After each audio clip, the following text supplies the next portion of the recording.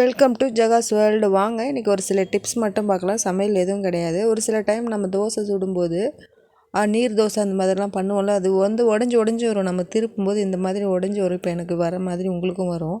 அந்த மாதிரிலாம் வராமல் இருக்கணும்னா ஒரு 4 கரண்டி மாவுக்கு ஒரே ஒரு ஸ்பூன் அளவு கோதுமை மாவு, இல்லைன்னா நீங்கள் மைதா யூஸ் பண்ணுறதா இருந்தால் மைதா மிக்ஸ் பண்ணி செஞ்சிங்கன்னா உங்களுக்கு அது பிஞ்சு போகாமல் ரொம்ப அழகாக அப்படியே தோசைக்கல்லேருந்து தனியாக அழகாக வரும். மைதா யூஸ் பண்ணுறவங்களா இருந்தால் மைதா யூஸ் பண்ணிக்கோங்க.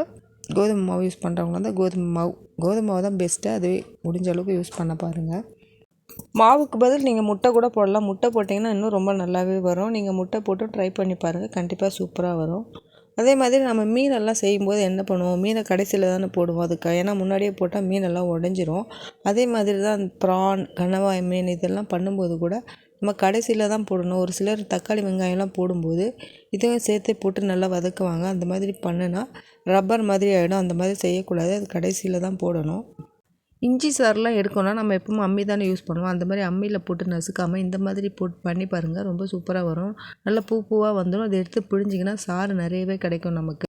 அதை பிழிஞ்சு நம்ம சாறு எடுத்துகிட்டு மீதியை கூட நம்ம இஞ்சி பூண்டு பேஸ்ட்டுக்கு யூஸ் பண்ணிக்கலாம். இல்லைன்னா அதை தண்ணியில் கொதிக்க வச்சும் குடிக்கலாம், ரொம்ப நல்லாயிருக்கும். அதையும் வேஸ்ட் பண்ணக்கூடாது. நம்ம குயிக்காக ஒரு ஸ்நாக்ஸ் ரெடி பண்ணணுன்னா நம்ம வீட்டில் எப்போவுமே இட்லி மாவு எல்லார் வீட்லேயுமே இருக்கும். அந்த இட்லி மாவு தோசை மாவுலாம் வச்சுருப்போம். அதை நம்ம ஒரு 100 கிராம் அளவு எண்ணெய் நல்லா சுட வச்சுட்டு நல்லா சுட்டுருக்கணும். எண்ணெய் நம்ம பஜ்ஜிலாம் போடுவோம்ல, அந்த பதத்துக்கு நல்லா எண்ணெய் சுட வச்சுட்டு இந்த மாவு எடுத்து ஒரு கரண்டியாக ஊற்றி எடுத்திங்கன்னா நமக்கு இதே மாதிரி கிறிஸ்பியான ஒரு ஸ்நாக்ஸ் கிடச்சிடும். இதை டிஃபனாகவும் நம்ம சாப்பிடலாம். குழந்தைங்களாம் ரொம்ப விரும்பி சாப்பிடுவாங்க. கொத்தமல்லி புதினா சட்னிலாம் நம்ம பண்ணும்போது நமக்கு க்ரீனாக வேணும்னா கொத்தமல்லியும் புதினாவும் போட்ட உடனே ஸ்டவ் ஆஃப் பண்ணிடணும். ரொம்ப நேரம் குக் பண்ணால் அது கலர் கிடைக்காது நமக்கு. தேங்காய் சட்னி, பொட்டுக்கடலை சட்னிலாம் பண்ணும்போது தண்ணிக்கு பதில் பால் சேர்த்து அரைச்சி பாருங்கள், ரொம்ப சூப்பராக இருக்கும். நம்ம முன்னாடியெல்லாம் மார்க்கெட் போகும்போது பிளாஸ்டிக் கவர்ஸ் கொடுப்பாங்க. இப்போ அதெல்லாம் பேன் பண்ணதுனால யாரும் கொடுக்கறது கிடையாது. அதுவும் நம்ம யூஸ் பண்ணக்கூடாது. அது நல்ல விஷயந்தான் அது. ஆனால் காய்கறியை நம்ம ஒன்று மேலே ஒன்று கொட்டி எடுத்துகிட்டு வரோம். அதை பிரிச்செல்லாம் வைக்க கொஞ்சம் கஷ்டமாக இருக்கும்.